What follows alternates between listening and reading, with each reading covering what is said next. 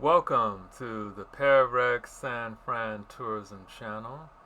Our goal is to help you find your point of entrance by showcasing the top attractions within the San Francisco Bay Area.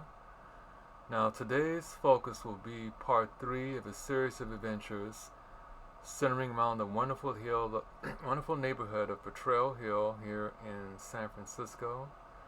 Potrero Hill is approximately 2 miles south of Union Square and approximately 4 miles south of Fisherman's Wharf.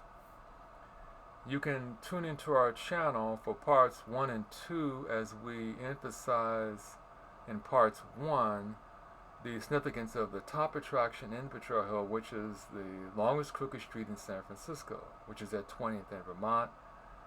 Then we identified all the other points of interest that are very unique to Potrero Hill, and then we continued our journey on part 2, featuring 19th Street, going westbound from Highway 280, and now part 3 we're going to continue our journey from 18th Street, going eastbound in Potrero Hill back to Highway 280.